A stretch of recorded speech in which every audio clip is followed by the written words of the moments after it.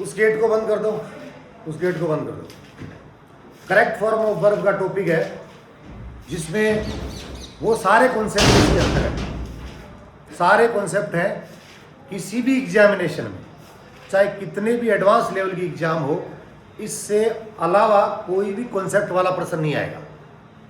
चाहे आप बीएसटीसी की एग्जामिनेशन की तैयारी कर रहे हो या किसी और बैंक, एसएससी या किसी भी एग्जामिनेशन जिसमें करेक्ट फॉर्म ऑफ वर्ब का टॉपिक आएगा, या आपकी एग्जाम स्कूल एग्जामिनेशन के दौरान अगर आता है तो जो करेक्ट फॉर्म ऑफ वर्ब है उसमें सारे मैंने आज तक के first grade, second grade, third grade, BSTC, bank, SSC में जितने एग्जाम्पल आए हुए उन सबको शामिल करके दिखा, ये एक्सरसाइज की गई। इनके इस पीडीएफ के बाद भी नीचे एक एक्सरसाइज दी गई है। एक्सरसाइज का मतलब ये नहीं है इसका कि कोई भी मैंने सेंटेंस उठा लिया और वो आपने कर दिया, ऐसा नहीं है। हर एक ब्लैंक स्पेस के पीछे कॉन्सेप्ट काम करेगा। यानी अगर आपने ये सीखा है तो इसका मतलब इसके सारे कॉन्सेप्ट आपको आ जाएंगे। अगर आपने ये वाले 3 सेंटेंस अगर आपने सीखे हैं, इसका मतलब इससे रिलेटेड जितने भी कॉन्सेप्ट के जितने भी सेंटेंस अगला बनाना चाहे वो आप सारे कर सकते हो। इसलिए इसको सारे को मैंने ये कलेक्ट किया। ये बहुत अच्छी हो सकता है, थोड़ी सी क्लास लंबी हो जाएगी तो 2 दिन इसके पार्ट कर लेंगे, 2 है, एक कल कर लेंगे, एक आज कर लेंगे। शुरुआत करते हैं करेक्ट फॉर्म ऑफ वर्ब में। पहले प्रेजेंट सिंपल की। प्रेजेंट सिंपल में हमें ये देखना है कि वो क्या चीजें होंगी, वो कौन सी पहचान आपको मिलेंगी पेपर में जिससे आप देख के पता कर लोगे अरे इसमें तो present perfect content, sorry present tense आएगा, present simple.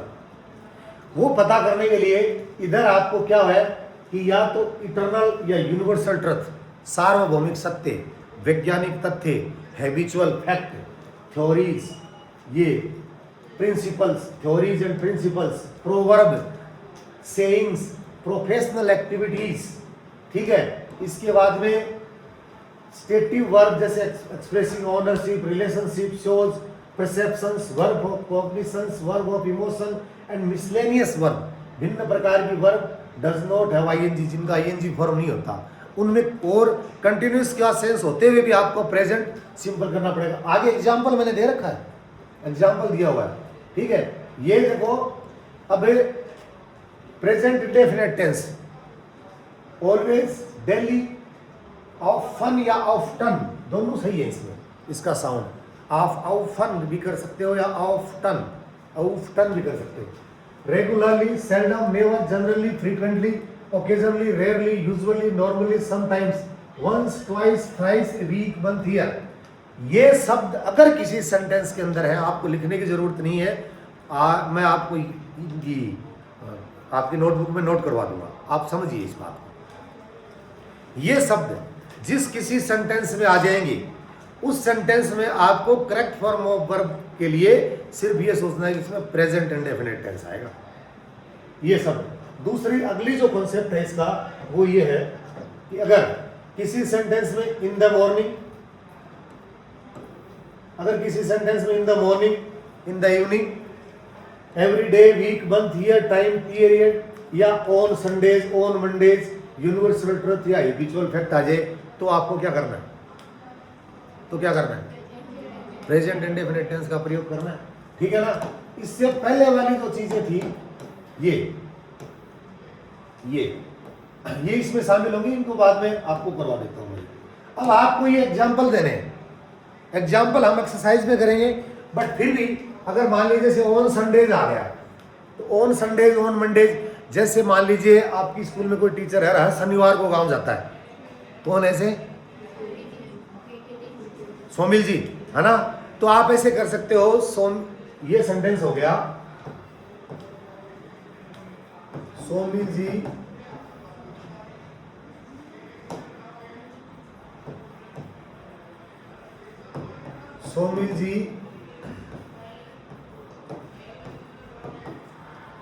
his village on Saturdays। अब यहां पर जो ये सैटरडेज है, ऑन सैटरडेज, यहां पर जो ये सैटरडेज है ये आपको चिल्ला चिल्ला के कह रहा है कि इसमें सेंटेंस में आपको यहां पर कौन से टेंस का प्रयोग करना है? प्रेजेंट इंडेफिनिट का प्रयोग करना है। हर शनिवार को ऐसा काम होता है, हर दिन, हर शनिवार, हर महीने, हर साल, हर घंटे होने वाला काम इसी में आता है। तो ऑन सैटरडेज, ऑन मंडेज आ जाएगा किसमें? क्योंकि सिंगुलर के साथ वर्ब की फर्स्ट फॉर्म के साथ एस आता है, तो आपको उत्तर करना है इसमें गोज। अगर यहाँ ये प्लूरल होता तो क्या हो जाता आपका उत्तर? गो। क्लियर? वेरी क्लियर, कोई दिक्कत नहीं है ना? इस तरह से करना है। अब देखो universal truth, habitual fact universal truth है, प्रश्न बार बार आता ही है, पूछे भी ऐसा ही जाता है। यूनिवर्सल ट्रुथ सार्वभौमिक, जैसे हाँ this earth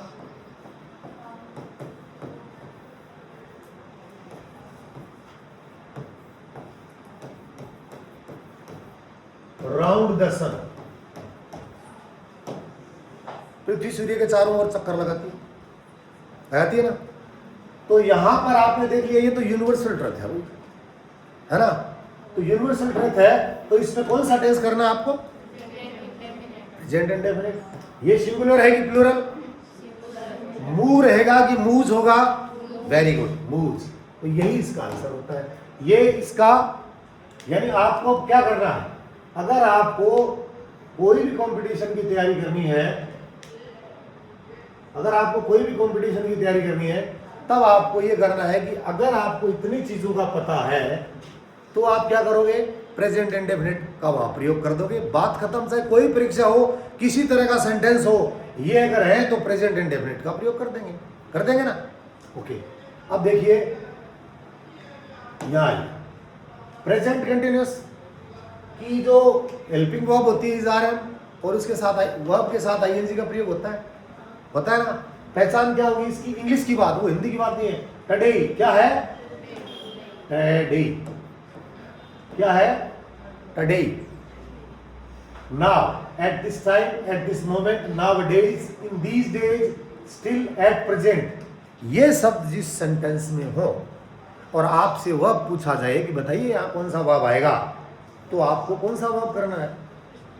present continuous tense, is are am के साथ, वर्ब की फर्स्ट फॉर्म के साथ आईएनजी करना है। इसके अलावा 3 वर्ब और दे रखे हैं यहाँ पे, देखिए इसके अलावा 3 वर्ब और दे रखे हैं, लुक, सी एंड लिसन। अगर किसी ने इन वर्ब का प्रयोग कर दिया शुरू में, जैसे किसी ने ये बोल दिया लुक,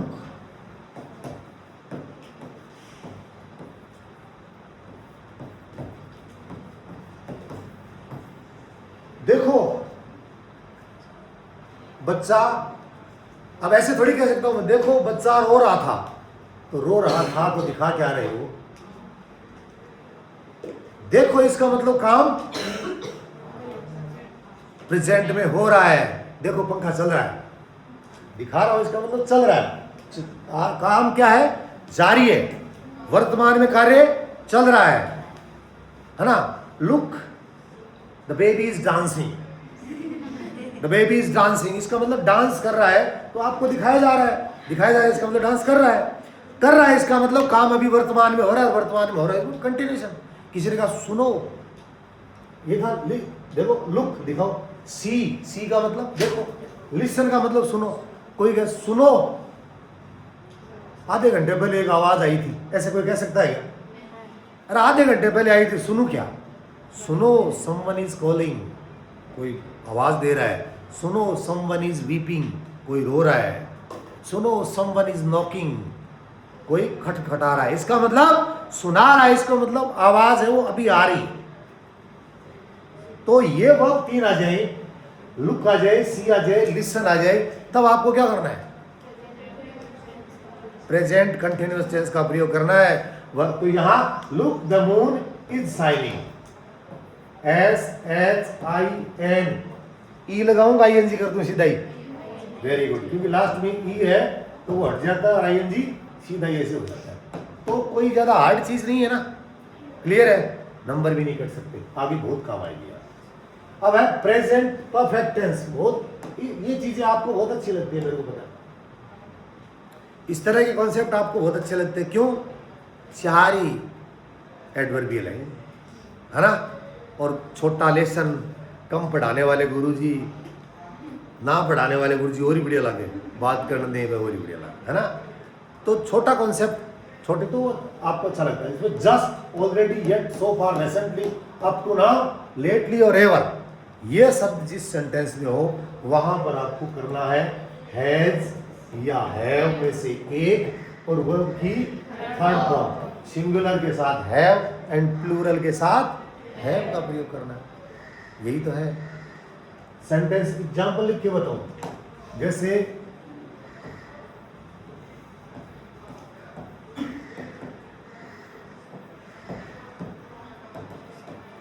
ये आपकी एग्जामिनेशन में आ गया, आई ब्लैंक जस्ट ब्लैंक अराइव। अब आपने देख लिया, अरे ये जस्ट रहे, ये जस्ट आपको कह रहा है मेरे को देखो भाई, मैं बताता हूँ कौन सा टेंस आएगा। आपने कुछ इसने पूछा इसमें कौन सा टेंस है, जस्ट कह रहा है, मैं बता रहा हूँ ना कौन आएगा। मेरे से पूछो, मैं बता रहा हूँ प्रेजेंट परफेक्ट आएगा। अगर ऑलरेडी होता तो भी प्रेजेंट परफेक्ट आता, येट होता तो भी प्रेजेंट परफेक्ट आता, सो फार होता तो भी क्या आता, हैज हैव और वर्ब की थर्ड फॉर्म होती, रिसेंटली, अप टू नाउ, ये सारे होते तो क्या था, हैज हैव के साथ वर्ब की थर्ड फॉर्म का प्रयोग होता और आपका उत्तर सही होता, आपका कॉन्सेप्ट सही होता। सही है ना? तो आप यहां क्या करो, आई हैव करोगे, हैज,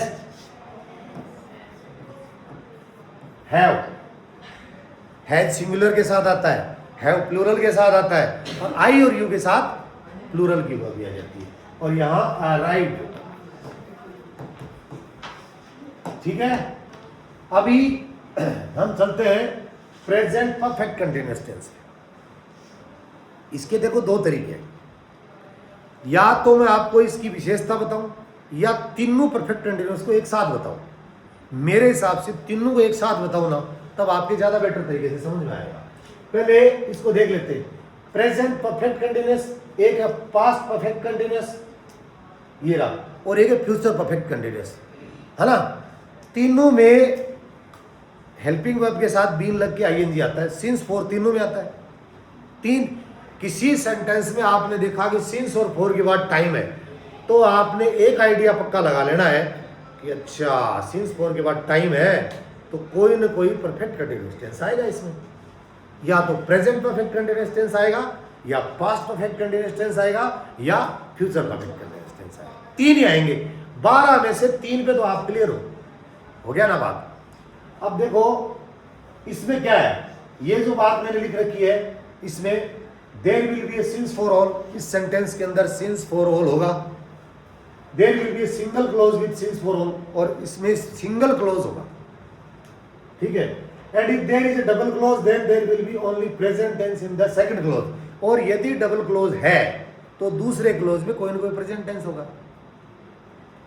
यानी there is since without time adverb then present. ये बहुत ही टॉप का कॉन्सेप्ट है। ये कॉन्सेप्ट जनरली अच्छी एग्जामिनेशन में पूछा जाता है और बच्चे इसको गलत करके आते हैं। क्यों? ये इसमें यहां तक की बात तो सबके समझ में आ जाती है कि सिंस फॉर ऑल है, सिंगल क्लोज है, ना तो आगे सेंटेंस दिया हुआ है कंजक्शन से जोड़ के, ना पहले दिया हुआ है, तो इसका मतलब हैज बीन, हैव बीन के साथ आईएनजी आएगी, प्रेजेंट परफेक्ट कंटीन्यूअस टेंस आएगा। ओके? यदि डबल क्लोज है, यानी एक क्लोज में तो ब्लैंक स्पेस दिया हुआ है, दूसरा आपको वर्ब दिया हुआ है।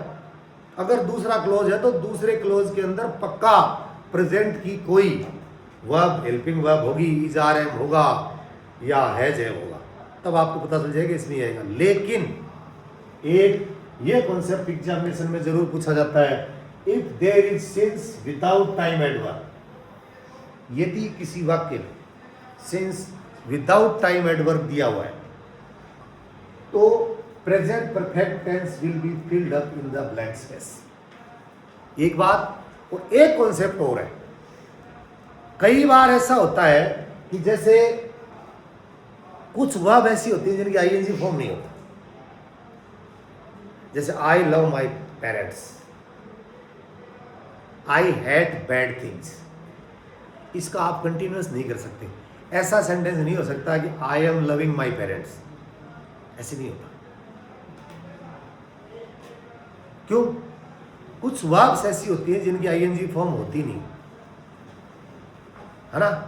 कुछ वर्ब्स ऐसी होती हैं जिनकी आईएनजी फॉर्म नहीं होती। शुरुआत में बताया था मैंने आपको, स्टेटिव वर्ब जो ownership, relationship, show, perception, cognition, emotion, ये होती है, does not have ING form. इनकी आईएनजी फॉर्म नहीं होती। ये वो वर्ब है। अगर ये वर्ब आ जाए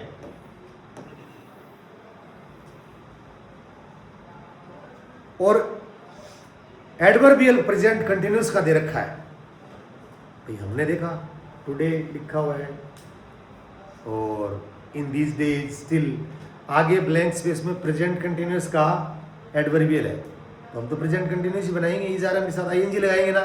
लेकिन ये वर्ब होना जैसे हेट, लव, रिजेंबल, या इनमें से सपोज, थिंक, ट्रस्ट, अंडरस्टैंड, आपको ज्यादा याद नहीं रखनी।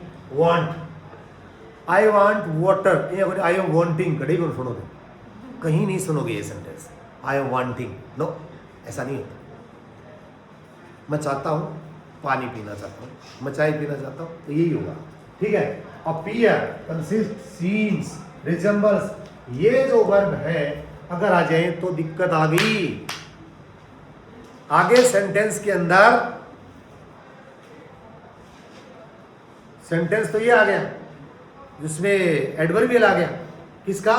प्रेजेंट कंटिन्यूअस का, और वर्ब आ गई ये, तो इसका हमने देखा एडवर्बियल है तो कंटिन्यूअस कर दो, इसका तो आईएनजी होता नहीं।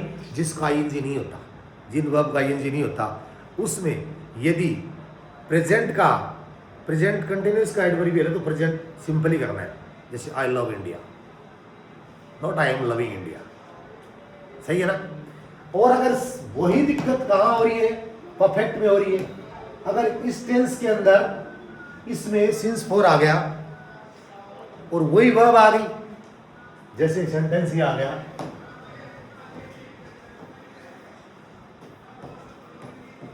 I know him since 2020। अब देखो, मैंने आपको यह बताया कि यदि सेंटेंस के अंदर सिंस आ गया या 4 आ गया, उसके बाद में टाइम आ गया, तो क्या होगा? सिंगल क्लोज है तो प्रेजेंट परफेक्ट कंटीन्यूअस टेंस भरना है, और प्रेजेंट परफेक्ट कंटीन्यूअस टेंस में क्या करना है? Has been,